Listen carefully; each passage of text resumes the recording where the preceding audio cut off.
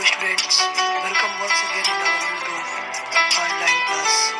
Students, this is our civic subject and the chapter number 5. The name of the chapter is Women Change the World. It means in Hindi, औरतों ने दुनिया को बदला. औरतों ने बदली दुनिया. Students, in this chapter, we will discuss about the struggle of women for their rights.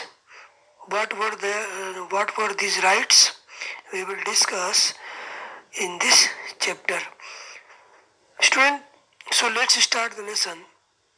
In the previous chapter, we saw how women's work in the home is not recognized as work. अगर पिछले अध्याय की बात करें तो उसमें जो है महिलाओं के वर्क के बारे में बताया गया है. जो महिलाएं घर पे काम करती हैं मोस्टली उनके काम को रिकॉग्नाइज अर्थात उनके काम को कोई वैल्यू या उनके काम को कोई पहचान नहीं दी जाती है. मोस्टली पीपल से दैट कि household work are not a kind of work, it is just a natural work which is done by the women. जो मोस्टली जो मेल डोमिनेटिंग सोसाइटी के जो लोग होते हैं उनमें प्रायः एक धारणा होती है कि जो घर पे महिलाएं काम करती हैं, खाना पकाना, झाड़ू बर्तन करना, पोछा करना या घर से संबंधित जितने भी काम हैं उसको जो जनरली पुरुष समाज काम नहीं मानता है और न ही उनके काम को कोई वैल्यू देता है. भले ही वो काम सूरज उगने से पहले शुरू होता है और सूरज छिपने के बाद तक जारी रहता है, लेकिन इस काम को कोई वैल्यू महत्व नहीं दिया जाता है. So how did women struggle for recognition of their work. कैसे औरतों ने संघर्ष किया अपने काम को पहचान दिलाने के लिए, इसके बारे में हम इसको डिटेल में आगे पढ़ेंगे. Okay student, so we also read how doing household work and taking care of family members is a full-time job and there are no specific hours at which it begins or ends. प्राय हम देखते हैं कि कैसे जो महिलाओं का घरेलू काम होता है वो कितना अधिक समय लेने वाला होता है, अर्थात कितना उसमें समय लगता है. उसमें कोई निश्चित घंटे नहीं होते हैं कब शुरू होगा और कब खत्म होगा. जैसे कोई भी जनरली अगर कोई व्यक्ति किसी जगह जॉब करता है तो वहाँ पर उसका वर्किंग शेड्यूल होता है. टाइमिंग जो होती है काम की वो स्टार्टिंग की और एंडिंग की टाइमिंग होती है, लेकिन जो है घर में काम का कोई एंडिंग या कोई स्टार्टिंग टाइम नहीं है. जब स्टार्ट हो गए चलते रहिए, काम करते रहिए, एंड होने का भी कोई टाइम नहीं है. तो ये एक तो इस घरेलू टाइम का काम का कोई एंड नहीं है और कोई स्टार्टिंग टाइम नहीं है, फिर भी इस काम को रिकॉग्निशन नहीं मिलता है. In this chapter we will look at work outside at the home and understand how some occupations are seen to be more suitable for men than for women. इसमें हम पढ़ेंगे कुछ कामों के बारे में, कुछ जॉब्स के बारे में और उनके आधार पर हम इसको जानने का प्रयास करेंगे. देखेंगे कि कैसे कुछ जो कार्य होते हैं, ऑक्यूपेशन का मतलब कार्य या व्यवसाय, जो कुछ कामों को महिलाओं के बजाय पुरुषों के ऊपर ज़्यादा उपयुक्त माना जाता है. आखिर कुछ काम कैसे ये निर्धारित कर लिया जाता है कि वो पुरुषों के लिए है, महिलाओं के लिए नहीं है. We will also learn about how women struggle for equality. और हम लोग ये भी जानेंगे कैसे महिलाओं ने अपने समानता के लिए संघर्ष किया. Getting an education was and still is one way in which new opportunities were created for women.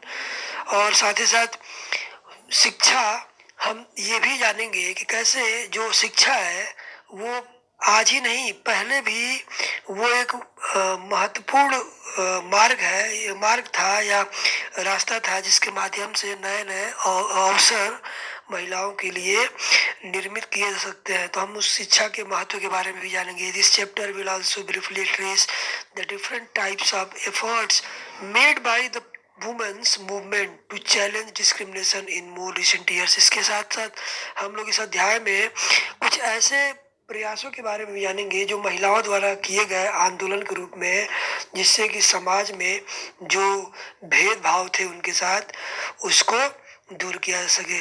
So student, ये था आपका इंट्रोडक्शन इस लेसन का। अब आइए मूव करते हैं और जर्नी देखते हैं महिलाओं की, किस तरह से उन्होंने फाइट किया। Okay, this image shows how a girl or a woman who is going to change the world, and ये जो इमेज है सिंबलाइज करता है कि जो महिलाएं हैं वो अपने अधिकार का सृजन समाज में वो करने के लिए, उस पर बदलाव लाने के लिए वो प्रयास कर रही हैं। ठीक है, now the question is that who does what work, कौन जो है किस प्रकार का काम करता है। ठीक है, यहाँ पर कुछ आपको ये ब्लॉक दिए गए हैं, इस ब्लॉक में कुछ आपको इमेजेस फिल करने हैं या ड्रॉ करने हैं, और इमेजेस जो है वो किसके होंगे, इसमें आपको इमेज फिल करना है, और इमेज आपको फिल करना है मेन एंड वुमेन के रूप में। किसको आप वुमेन के रूप में देखते हैं, किसको आप मेन के रूप में देखते हैं, ये आपको बताना है student. See what image your class Drew by filling in the table below. Add up the number of male and female image separately for each occupation. Student, इसमें जब आपके बुक के अकॉर्डिंग एक एग्जाम्पल जब लिया गया, चूंकि आपकी ऑनलाइन क्लास है, अगर आपकी जो वर्चुअल क्लास होती तो उसमें आपको एक तुरंत एक सर्वे हो जाता, किंतु यहाँ पर हम एक एग्जाम्पल के माध्यम से जानेंगे एक स्कूल के कि कैसे यहाँ पर जो अलग अलग गर्ल्स और बॉयज हैं उन्होंने किनको किनको चुना किन कामों के लिए। इसमें आइए देखते हैं। यहाँ कैटेगरी बना हुआ है, टीचर के लिए मेल फीमेल बनाना है, फार्मर में कितने लोग मेल को देखते हैं, कितने लोग फीमेल को देखते हैं, फैक्ट्री वर्कर, नर्स, साइंटिस्ट और पायलट, ये सब सारा चीजें आपको इसमें वो करना है। अब आइए, look here, you can see the women who are managing maize crop. यहाँ पर महिलाएं जो है एक मक्के के खेत में किस प्रकार से मक्के की देखभाल कर रही हैं। Look here, it is a very interesting figure. 83.6% of working women in India are engaged in agricultural work. सोचिए कितना आश्चर्यजनक बात है। लगभग 83.6% जो महिलाएं हैं भारत की, वो कृषि कार्यों में लगी रहती हैं। सोचिए, कृषि कार्यों से जुड़ी रहती हैं। Their work includes planting, weeding, harvesting and threshing. और उनका काम क्या है? उनके इन कामों में प्लांटिंग अर्थात बीज लगाना है, वीडिंग अर्थात जो निराई गुड़ाई अर्थात जो जो अनवांटेड जो ग्रास होती है उसको हटाना होता है, हार्वेस्टिंग यानी फसल की कटाई करना, थ्रेसिंग उसको फसल को उसके खोल से या उसके जो भूसी वगैरह होता है उससे अलग करना, ये सारा चीज़ें होता है। Yet when we think of a farmer we only think of a man. लेकिन बड़ी आश्चर्यजनक बात है, जब भी हम किसान की बात करते हैं तो किसान के रूप में हमारे दिमाग में सिर्फ एक पुरुष की छवि आती है, न कि एक महिला की। और ये 61st राउंड ये एलएसएस के सर्वे के अकॉर्डिंग ये 2004-05 का सर्वे है जिसमें ये बताया गया है। स्टूडेंट ध्यान दीजिएगा, ये फिगर आप 83.6% वुमेन जो है वो भारत में खेती में लगी रहती हैं। अब आइए हम लोग बात करते हैं उस सर्वे की जो एक क्लास टीचर रोजी मैम है जिन्होंने अपने क्लास में किया 30 चिल्ड्रन के ऊपर। उनकी क्लास की स्ट्रेंथ 30 स्टूडेंट की थी जिनके ऊपर उन्होंने सर्वे किया। She did the same exercise in her class and here is the result. आइए देखते हैं रिजल्ट क्या है। लुक, आपके कैटेगरी 6 दिए गया है, teacher, farmer, factory worker, nurse, scientist and pilot. उसमें से जो बच्चे थे जब उनसे कहा गया कि इमेज बनाइए तो देखिए जो 5 स्टूडेंट थे उन्होंने मेल टीचर को बनाया और जो 25 स्टूडेंट थे उन्होंने फीमेल टीचर को मतलब इमेज बनाया। अर्थात प्राइमरी लेवल पे जो बच्चे होते हैं वो मोस्टली जहाँ टीचर की बात आती है तो उनमें 30 बच्चों में से 25 ने महिला टीचर का फिगर बनाया, सोचिए, और 5 ने केवल पुरुष का बनाया। यानी उन बच्चों में क्या मानसिकता है, उनकी मानसिकता ये है कि जो पुरुष टीचर होते हैं वो प्रायः महिला होते हैं, खासकर स्पेशली छोटे बच्चों के लिए। फार्मर की बात करें तो आश्चर्यजनक रूप से जितने भी बच्चे थे पूरे क्लास के, उन्होंने 30 के 30 बच्चों ने मेल इमेज बनाई, अर्थात उन्होंने किसान के रूप में एक पुरुष को इमेजिन किया, ना कि एक वुमेन को या एक महिला को। फैक्ट्री वर्कर के रूप में उन्होंने रेशियो 25 और 5 रखा, यानी 25 जो मजदूर उन्होंने मेल के रूप में रखा और 5 फीमेल के रूप में। नर्स की बात करें तो उन्होंने नर्स के कॉलम में 0 मेल रखा और पूरी की पूरी 30 जो है उन्होंने फीमेल इमेज रखा। ठीक है, अर्थात उनका मानना है कि नर्स जो होती है एक महिला होती है, ना कि पुरुष। साइंटिस्ट, अगर साइंटिस्ट की बात करें तो उसमें भी 25 जो है मेल और 5 फीमेल। पायलट की बात करें, एरोप्लेन उड़ाने वाले, तो उसमें जो है आपके 27 मेल और ओनली 3 जो है फीमेल पर्सन का इमेज ड्रॉ किया गया है। स्टूडेंट, ये जो आपको टेबल दिखाया गया है ये शो करता है मेंटालिटी ऑफ द स्टूडेंट, जो उन्होंने सोसाइटी में देखा है, समझा है, उसके अकॉर्डिंग उन्होंने इसको ड्रॉ किया है। Now student, our next topic is fewer opportunities and rigid expectations, अर्थात थोड़े अवसर या कम अवसर और कठोर अपेक्षाएं।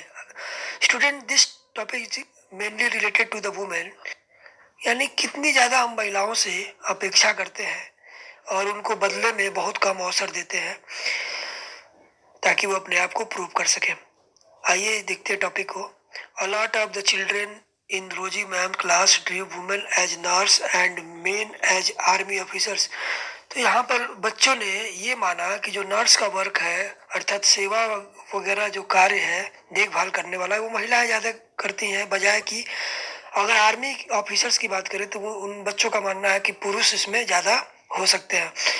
इसके पीछे रीजन क्या है? इसके पीछे रीजन यही है कि बच्चे ये मानते हैं कि जो वुमेन होती हैं वो सिर्फ कुछ सर्टेन जॉब्स, अर्थात कुछ घरेलू काम करने में ही अच्छी होती है, वो सारे काम करने में अच्छी नहीं होती हैं।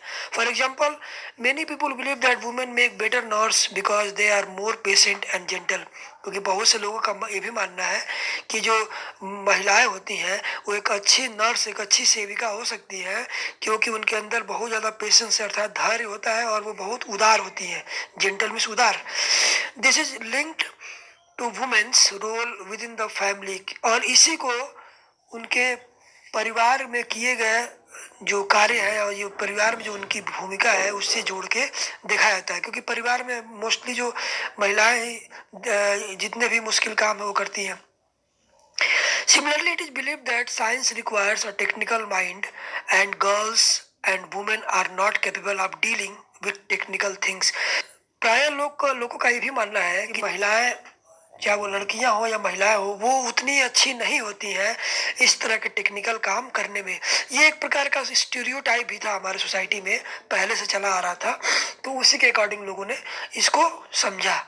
Because so many people believe in this stereotypes, चूंकि बहुत से लोग इस प्रकार के रूढ़िवादी सोच को मानते थे, many girls do not get the same support the boys do to study and train to become doctors and engineers. यही कारण था कि बहुत सी लड़कियों को उस प्रकार का बराबरी का अवसर या सहयोग नहीं मिला लड़कों की अपेक्षा, जिनमें उनको प्रशिक्षित करके एक अच्छा डॉक्टर या एक अच्छा इंजीनियर बनाया जा सके। In most families once girls finish school they are encouraged by their families to see marriage as their main aim in life. प्रायः पहले की बात है, अब तो स्थिति बहुत बदल चुकी है, वरना प्राय पहले परिवारों में ये होता था कि एक बार जब लड़की अपना स्कूल खत्म कर लेती थी तो उसके परिवार वाले लोग उसको बोलते थे कि अब तुम अपने शादी के ऊपर फोकस करो, अर्थात अब तुम्हारा अगला जो लक्ष्य है वो शादी विवाह को लेकर होना चाहिए। Okay student, it is important to understand that we live in a society in which all children face pressure from the world around them. यह समझना बहुत महत्वपूर्ण है कि हम एक ऐसे समाज में रहते हैं जहां हर एक बच्चे के ऊपर बहुत ज़्यादा प्रेशर, अर्थात बहुत अधिक दबाव होता है उसके आसपास के समाज से, उसके आसपास की दुनिया से। Sometimes this come in the form of demand from adults, और ऐसा कई बार वयस्क पुरुषों के अपेक्षा के कारण या उनकी मांग के कारण होता है। At other times they can just be because of unfair teasing by our own friends, और कई बार ये दबाव जो होता है हमारे अपने मित्रों के द्वारा अजीब तरीके से या गलत तरीके से चिढ़ाए जाने के रूप में भी होता है। Boys are pressurised to think about getting a job that will pay a good salary. प्रायः लड़कों के ऊपर ये दबाव बनाया जाता है कि वो एक अच्छी नौकरी प्राप्त करें जिसमें कि एक अच्छा उनको वेतन मिलता हो। They are also teased and bullied if they do not behave like other boys. और कई बार उन्हें दूसरे बच्चों की तरह व्यवहार न करने के कारण उनको चिढ़ाया जाता है या उन पर धौंस जमाया जाता है, अर्थात एक तरह से उनको एक प्रकार से निग्लेक्ट किया जाता है हमारे ही सोसाइटी द्वारा। You may remember then that in your class 6 book you read about how boys at an early age are encouraged not to cry in front of others। आपने क्लास 6 की बुक में पढ़ा होगा कि कैसे जो लड़के होते थे, छोटे बच्चे, जब वो रोते थे अपने बचपन में तो उन्हें दूसरों के सामने रोने पर उनको किस प्रकार से लोगों द्वारा चिढ़ाया जाता था। तो स्टूडेंट, ये है आपका एक सोसाइटी का स्टीरियोटाइप जिसके बारे में आप पढ़े भी हैं। सो it is enough for today. I hope you have enjoyed well. So, all the best. Stay home, stay safe. Good luck.